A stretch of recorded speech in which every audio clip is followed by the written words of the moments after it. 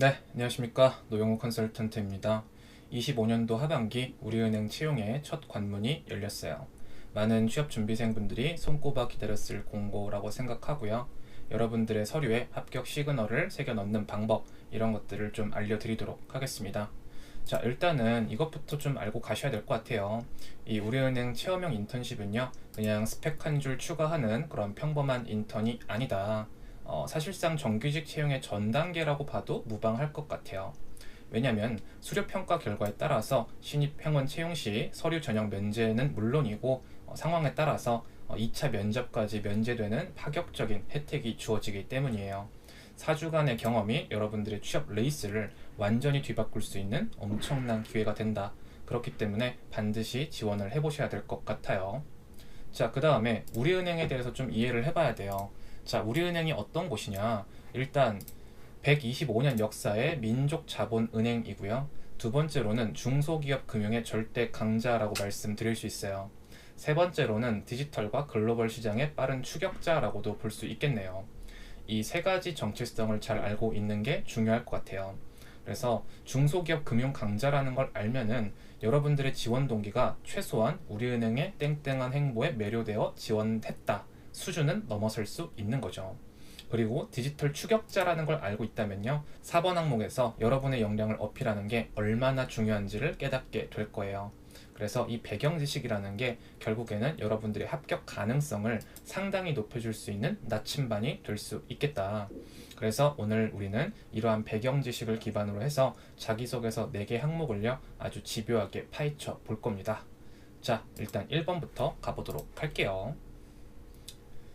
자, 첫 번째입니다. 1번 항목은요, 우리은행 인턴십에 지원한 이유와 이를 통해 이루고자 하는 목표에 대해서 물어보고 있어요. 자, 평가자가 확인하려는 핵심은요, 총 3가지로 볼 수 있습니다. 일단은 지원자가 우리은행과 경쟁사의 차이를 인식하고 있는가, 즉 왜 은행이냐, 그 다음에 왜 그 중에서도 우리은행이냐, 우리은행 인턴십에서 뭘 배울 수 있는지 너 알고 있냐, 이 3가지라고 보시면 되는 거거든요. 그래서 시중은행이 전부 다 얼핏 보면은 비슷하게 보이겠지만 전략적인 포지셔닝은 다 다릅니다. 그런 부분들을 잘 이해하고 있다라는 부분을 자기소개서에 녹여줘야 될 것 같고요. 두 번째로는 인턴십을 통해서 얻고자 하는 것이 명확한가입니다. 그냥 역량을 쌓고 싶다, 은행 업무를 경험하고 싶다 수준을 넘어서서 본부 부서 배치, 현장에 대한 체험, 이런 것들을 좀 구체적으로 언급하실 필요가 있을 것 같아요. 그리고 세 번째로는 장기적인 커리어 비전과의 연결성이에요. 물론 이런 거죠. 내가 인턴십을 통해서 행원으로 이제 성장하고 나아가서는 이제 정직원이 되겠다. 뭐 이런 얘기도 이제 할 수 있겠지만 인턴십이라는 건요, 우리가 경험할 수 있는 부분이 좀 제한적이거든요. 그렇기 때문에 인턴십답게 현실적이고 좀 다소 귀여운 수준의 포부를 제시하고요. 중장기적 관점에서는 이런 것도 해보고 싶다 정도로 가시는 게 여러모로 좋아 보여요. 자, 그리고 직무 산업 관점에서의 체크 포인트도 설명을 드릴게요. 뭐 당연한 얘기지만 은행이에요. 은행은요, 기본적으로 반드시 영업점을 거치게 되어 있습니다. 그렇기 때문에 고객 접점에 대한 이해도가 필요할 것 같고요. 그 다음에 원뱅킹을 통해서 올인원 생활금융 플랫폼으로 발전을 시키고 있다는 우리은행의 행보에 대해서 알고 있어야 돼요. 디지털 전환이라는 게 생각보다 은행권에서 굉장히 핫합니다. 그래서 이거에 대한 관심도가 좀 필요할 것 같고요. 특히나 4번 항목에서 AI 역량을 아주 노골적으로 물어보고 있죠. 그런 관점에서 봤을 때는 이게 굉장히 중요할 거다, 이렇게 이해를 하시면 됩니다. 그리고 중소기업 금융 또는 ESG 경영에 대한 공감, 이런 것도 좀 중요합니다. 보통 우리가 그 중소기업 여신이라고 한다면은 중소기업 그 IBK 기업은행만을 생각하는 경우가 많은데 우리은행 여신 포트폴리오도 50% 이상이 중소기업 대출이거든요. 그래서 한국형 녹색 분류체계 여신 심사를 시중은행 최초로 도입한 ESG 선도 은행이기도 해요. 그래서 이러한 특성에 대해서 알고 있고 공감한다라는 이야기를 하시면 유리할 수 있겠습니다. 작성 전략은 왜 은행이고 왜 우리 은행이며 왜 이 인턴십인가 라는 논리를 구축하는 것에서 출발하고요. 차별화 포인트를 한 가지 이상 구체적으로 언급할 필요가 있어요. 그리고 당연한 얘기지만 무엇을 배우고 싶으냐, 이 what에 대한 이야기도 좀 해야 될 것 같고요. 그 다음에 이후에 목표를 제시함으로써 이 사람을 뽑았을 때 좀 훌륭한 행원이 될 수 있는 그런 잠재력이 있겠구나, 이런 느낌을 줄 수 있어야 됩니다. 주의하실 표현은 추상적인 표현이에요. 열심히 하겠다가 아니라 구체적인 행동 계획이나 검증 가능한 관심사를 제시해야 되는 거예요. 알겠죠? 자, 그래서 상위 1% 예시를 같이 보겠습니다. 경영학을 전공하며 뭐뭐뭐에 관심을 가졌다. 중소기업이 성장 단계마다 직면하는 자금 조달 문제를 연구하던 도중에 우리은행이 여신 포트폴리오의 50% 이상을 중소기업 대출로 구성했다는 사실을 알게 되었다. 대형 은행이면서도 중소기업 금융에 전략적 무게를 두는 포지셔닝이 인상적이었고, 이런 관계금융 중심이 현장에서 어떻게 실현되고 있는지 확인하고 싶었다. 아주 명료하게 얘기를 해줬죠. 그냥 은행권에서 근무하고 싶다를 넘어서서 조금 더 심층적인 이해도와 관심도를 보여주고 있는 거예요. 그래서 인턴십 기간 동안에는 뭘 할 것이냐? 본부 부서에서 여신 정책이 수립되고 운영되는 구조를 이해하고 싶다. 현장에서는 기업 고객과의 실제 상담 과정을 관찰하면서 이론과 실무 사이에 괴리를 줄이고 연결고리를 파악하고 싶다. 팀 프로젝트를 통해서 동료 인턴들과 협업하며 아이디어를 실무 레벨에서 구체화하는 경험도 기대하고 있다. 그래서 이런 과정들을 통해 은행원이라는 직업이 나와 잘 맞는지 검증하고 신입 행원으로서 입행하여 중소기업 고객에게 실질적인 솔루션을 제공하는 담당자로 성장하고 싶다. 이렇게 얘기를 하는 겁니다. 어렵지 않죠? 자, 두 번째입니다. 목표 달성에 요구되는 역량 중 가장 자신 있는 부분과 그 이유에 대해서 설명하라고 했어요. 1번이랑 당연히 연결되는 거고요. 앞서 제시한 목표를 달성하기 위해 필요한 역량을 스스로 정의해야 되고요. 강점으로 내세울 수 있는 것들을 근거와 함께 설명하라고 되어 있어요. 어떤 것들을 평가하고 싶냐? 일단은 자기 객관화예요. 메타인지라고도 하죠. 내가 무언가를 하기 위해서 실질적인 역량을 갖추고 있는지 나 스스로 알고 있는가? 이거를 물어보는 거고요. 그 다음에 그게 실제로 근거가 있냐? 실체가 있는 거냐? 라는 걸 물어보는 거예요. 예를 들어서 소통 능력이 뛰어나다라고 주장하는 것은 쉽죠. 근데 굉장히 추상적이고 주관적이에요. 그래서 왜 그렇게 판단하는지, 어떤 경험에서 이를 확인했는지 구체적인 근거를 제시해줘야 되는 거죠. 알겠죠? 그리고 글자 수가 짧습니다. 그렇기 때문에 핵심만 압축적으로 전달해야 되고요. 제가 이런 류의 자기소개서를 다룰 때 항상 하는 이야기가 있어요. 모든 사실관계를 A to Z로 반드시 다 서술할 필요가 없다. 논지 전개와 전달에 문제가 없다면 전략적으로 일부 에피소드는 삭제하는 것도 방법이다 라고 말씀을 드립니다. 예를 들어서 저에 대해서 소개를 하라고 할 때 저는 경력이 굉장히 많잖아요. 서울청년센터에서도 근무했었고요. 면접학원에서도 대표 컨설턴트로 있고, 또 여러분들이 아실 만한 자소설닷컴에서도 대표 컨설턴트로 있습니다. 경력이 굉장히 많은데 너 자신을 한 문장으로 설명해봐라, 혹은 100자로 설명해봐라 라고 한다면은 제 이야기를 다 담을 수가 없잖아요. 그랬을 때는 자소설닷컴, 코칭패스, 숨고, 크몽, 타링 이렇게 구구절절하게 얘기를 하는 게 아니고요. 그 중에서 내가 가장 영향력을 많이 발휘하고 있는 플랫폼 하나를 선정하는 거예요. 안녕하십니까? 5,000명의 학생들을 가르치고 1,000명을 대기업에 합격시키고 있는 노용호 컨설턴트입니다. 이러한 실력을 인정받아서 현재는 자소설닷컴 대표 컨설턴트로 근무하고 있고, 이 외에도 여러 플랫폼에서 상위 랭커로 활약하고 있다. 이렇게 짧게 얘기할 수도 있다는 거죠. 그런 부분들을 여러분들이 잘 지키셔야 돼요. 내가 내 경험이 소중하기 때문에 이거를 빼면 안 되겠지라고 생각하는 순간 글의 구조가 망가질 수 있다는 점을 반드시 알고 계셔야 됩니다. 자, 직무와 산업 관점에서의 체크 포인트 설명할게요. 당연한 얘기지만 커뮤니케이션과 고객 대응 능력 필요하고요. 학습에 대한 민첩성이 좀 필요할 것 같아요. 4주라는 짧은 기간 동안 본부랑 영업점을 오가면서 다양한 업무를 경험해야 되기 때문에 배움에 대한 의지와 그 다음에 빠른 학습 곡선 이런 게 있을 필요가 있어요. 그리고 좀 새로운 환경 속에서도 잘 적응할 수 있는 그런 적응력, 이런 것도 좀 필수입니다. 또 문제 해결력도 당연히 중요하고요.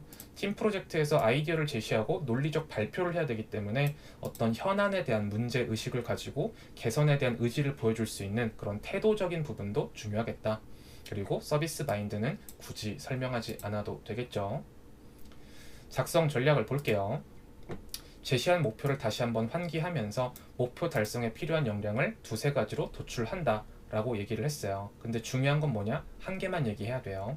선택의 이유도 명확히 해야 됩니다. 그리고 목표 달성에 필요한 역량을 두세 가지 도출하는데 글자 수가 굉장히 짧기 때문에 글의 구조가 안 잡힌다면은 이거는 배제해도 괜찮아요. 그냥 원하는 역량, 필요한 역량 한 가지를 제시한 다음에 그 이유를 설명하고 그거를 쌓아왔던 과정만 설명하면 되는 거예요. 스타 구조는 여러분들이 다 아시죠? 이제 상황, 그 다음에 과제, 그리고 본인의 뭐 행동, 그리고 결과라고 되어 있는데 이런 용어는 아무 의미 없습니다. 입체적으로 쓰면 되는 거예요. 그래서 이렇게 나의 경험이 인턴십 현장에서 어떻게 발휘될 수 있는지를 연결하면서 마무리하면 될 것 같습니다. 자, 보죠. 낯선 환경에서 빠르게 적응하는 학습력이 중요하다. 중소기업 금융 현장을 이해하고 본부와 영업정을 오가며 배우겠다는 목표를 달성하려면 짧은 시간 안에 낯선 업무를 흡수하는 학습의 민첩성이 필요하다고 생각한다. 교환학생 시절 독일에서 해당 역량을 키웠다. 현지 도착 후 3주 만에 기초 독일어 회화를 익혀 수업 토론에 참여했고 발표 파트도 맡았다. 언어와 문화가 다른 환경에서 매일 모르는 단어와 개념을 정리하고 현지 학생들과 질문하며 격차를 좁혀 나갔다. 그리고 그 결과로 학기 말에는 교수님으로부터 적응 속도가 빨랐다는 평가를 받았다. 이렇게 얘기를 했어요. 그래서 이런 것들을 바탕으로 인턴십에서도 신속하게 주어진 과제에 빠르게 기여하겠다. 모르는 것은 질문하고 메모하며 배움의 속도를 높이겠다. 라고 본인의 포부를 얘기한 겁니다. 자, 3번 볼게요. 팀 프로젝트에서 함께하고 싶은 팀원과 본인의 노력에 대해서 얘기하라고 돼 있어요. 자, 이게 겉으로 볼 때는 이상적인 팀원상을 묻는 것처럼 이제 보이죠. 근데 이 본인의 협업 역량과 팀 내 역할 수행 방식에 대해서 이제 물어보고 있는 거예요. 자, 함께하고 싶은 팀원을 정의하는 과정에서 지원자의 가치관이 드러나거든요. 예를 들어서 저는 내가 지시하고 제안하는 방향에 좀 잘 따라올 수 있는 친구들을 선호해요. 근데 어떤 친구들은 자유롭게 무언가를 논의하고 갑론을박하면서 간극을 좁혀나가는 거에 의미를 찾는 분도 있겠죠. 혹은 갈등 상황이 발생했을 때 본인이 조금 손해를 보더라도 기꺼이 팀원들을 위해서 양보할 수 있는 사람을 선호하는 사람도 있을 거예요. 그런 관점에서 본인이 협업자로서 어떤 가치관을 가지고 있는지에 대해서 설명하라는 항목으로도 이해할 수 있어요. 자, 그래서 직무 관점에서의 핵심 체크 포인트. 자, 경청과 의견 조율, 역할의 분담과 책임 완수, 갈등 상황에서의 대처, 긍정적인 에너지 전파, 이 정도를 우리가 키워드로 삼아 볼 수 있을 것 같습니다. 그리고 작성 전략은 은행 업무 맥락과 연결되는 특성을 이제 함께하고 싶은 팀원으로서 정의하는 게 필요할 것 같아요. 그냥 착하다 뭐 이런 것들보다도 뭐 배려, 적극성, 책임감, 소통 이런 것들을 언급해야 되고요. 그게 왜 중요한지에 대해서 본인의 생각을 드러내야 돼요. 그냥 그렇다가 아니라 본인 생각에 대한, 본인이 주장하는 바에 대한 근거를 설명하라는 거예요. 그리고 본인이 그러한 사람이 되기 위해서 어떠한 노력을 해왔는지 설명해준다. 그리고 여전히 스타 구조를 활용하는데 단어는 의미가 없고 핵심 장면 위주로 압축한다. 그리고 이 경험에서 배운 점과 앞으로의 적용 의지를 간략하게 덧붙인다. 구조화는 이렇게 하시면 될 것 같습니다. 그래서 상위 1% 예시를 볼 건데, 의견의 차이를 자산으로 전환하는 팀원, 서로 다른 생각을 조율하며 더 나은 결론을 도출할 수 있는 팀원과 함께 하고 싶다. 왜? 의견 차이는 피할 수 없지만 이걸 갈등이 아닌 발전의 계기로 삼을 때 가장 좋은 결과가 나왔기 때문이다. 즉 본인의 경험에 의거해서 이런 이야기를 해준 거죠. 나 역시 그런 팀원이 되기 위해 노력했다. 마케팅 수업 팀 과제에서 신제품 출시 전략을 두고 팀원 간 이견이 생겼다. 이런 상황에서 나는 각자의 주장을 화이트보드에 정리했고요. 두 전략의 타겟 고객층이 다르다는 점을 짚어냈다. 그래서 초기에는 가격 경쟁력으로 시장에 진입하는 전략, 브랜드 인지도가 쌓이면 프리미엄 라인을 확장하는 단계별 전략을 제안했다. 이런 것들을 통해서 팀원들의 동의를 얻을 수 있었고 교수님으로부터 논리 구성이 탄탄하다는 평가를 받았다라고 쓴 거예요. 그래서 경청과 구조화를 통해서 팀 성과를 높일 수 있다는 점을 배웠고요. 그런 의견의 차이를 조금 더 상호간 보완해주는 새로운 전략과 좀 더 발전적인 주제로서 만들 수 있는 그런 역량을 함양할 수 있었다.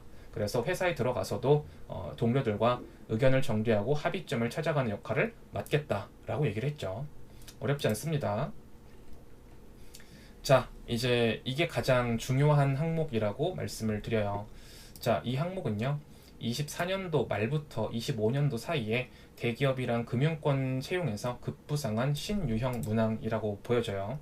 그래서 AI 도구 활용 능력 그 자체를 평가하려는 목적도 있는데요. 더 중요한 건 뭐냐면은 문제에 대한 정의, 도구의 선택, 결과에 대한 검증과 보완이라는 사고 프로세스를 갖추고 있는지 확인하려는 것이다. 그리고 문항 구조를 보면요. 6단계를 명시적으로 요구하고 있어요. 문제에 대한 정의, AI 도구 선택, 프롬프트의 내용, 초기 결과값, 오류 및 한계, 본인의 수정 보완 과정, 이 구조를 따르지 않으면 당연히 감점 요인이 있습니다. 가장 중요한 거는요. 5랑 6이에요. 그래서 AI가 완벽한 답을 주지 않았음을 인식하고요. 본인의 판단과 노력으로 보완했다라는 점을 좀 보여줘야 돼요. 그리고 이거는 도구에 의존하지 않고 비판적으로 활용할 수 있는 인재인지를 평가하려는 의도가 담겨져 있는 거다. 즉, 이건 뭐냐? 프롬프트 엔지니어링의 관점에서 역량을 평가하고 있음. 비판적 사고, 인간으로서의 어떤 사고력, 이런 것들을 보고 있다. 이렇게 이해하시면 될 것 같습니다. 자, 체크포인트. 문제에 대한 정의 능력. 어떤 AI가 어떤 것들을 더 잘하는지, 우리의 문제 상황에서 가장 효율적인 AI 툴은 무엇이 있을지에 대한 판단력, 이런 것들을 먼저 보여줘야 되고요. 프롬프트 설계 역량, 이런 것들도 얘기할 수 있겠죠. 이런 걸 할 때는 이제 구조화를 좀 할 필요가 있어요. AI는요, 그냥 구구절절 설명하면 잘 알아듣지 못하는 경향이 있기 때문에 그런 부분들을 좀 잘 정리해서 너의 역할은 땡땡땡이다. 그리고 내가 해야 할 일은 1, 2, 3이다. 1, 2, 3이다. 목적은 땡땡이다. 출력 예시는 뭐뭐한 방식으로 해라. 이렇게 얘기할 수도 있고요. 플러스 알파인데 이거는 이제 플러스 알파로는 이제 에이전트 모드를 좀 쓸 수도 있겠죠. 모르는 분들도 좀 있을 것 같아서 간략하게 설명을 드리면요. 리스닝이라는 게 있고요. 그 다음에 verbosity-라는 게 있어요. 그래서 사고를 깊게 하느냐, 아니면은 좀 장황하게 설명하느냐, 디테일하게 풀어내느냐, 이런 것들. 그래서 very high라고 했을 때 여러분들이 일반적으로 쓰고 있는 GPT보다는 더 좋은 결과물을 받으실 수 있을 거거든요. 그래서 이런 프롬프트에 대한 이해도를 좀 보여줘야 된다, 이렇게 말씀을 드릴 수 있겠고, 비판적인 검토가 중요합니다. 그거를 그대로 이제 수용하지 않고 실제 결과를 이제 교차 검증하는 태도, 이런 것들도 보여줘야 되고요. 이렇게 AI가 초벌해서 갖고 온 자료에 대해서 주체적으로 최종 결과물로서 본인이 어떤 워싱을 했는지, 어떤 부분들을 더 보완했는지를 설명해 줄 필요가 있어요. 자, 그래서 작성 전략 같은 경우에는 이렇게 나와 있다. 방금 다 설명을 드렸기 때문에 그걸로 가름할 거고요. 이 내용은요, 제가 정리해준 체크리스트에 맞게 이 내용에 대한 본인의 답변을 이제 주관식 서술형으로 쭉 작성해 보세요. 그리고 이거를 1부터 6까지 다 정리하신 다음에 붙여서 자연스럽게 깎아내시면 완성되는 겁니다. 자, 상위 1% 예시를 봅시다. 재무분석 과제에서 AI의 한계를 보완했다. 문제 상황이 뭐냐? 재무관리 수업에서 국내 커피 프랜차이즈 3사의 수익성을 비교 분석하는 과제가 주어졌다. 그래서 이런 것들을 취합해서 뭔가를 해야겠다. 과제 마감이 5일밖에 안 남은 상황이었기 때문에 초기 분석을 단축할 필요가 있었다. 그러한 관점에서 데이터 정리와 초기 해석을 위해 GPT를 활용했다. 프롬프트는 이렇게 넣었다. 그랬더니 결과값이 어떻게 됐어? 이렇게 나왔다. 근데 검증의 과정을 이제 거쳐 보니까 이러한 문제가 있었다. 그리고 이러한 문제도 있었다. 그래서 AI가 최신 시장 상황을 반영하지 못하는 한계가 분명 있었다. 그렇기 때문에 내가 다트에서 사업 보고서를 다운로드해서 수치를 검증하고 오류를 교정했다. 혹은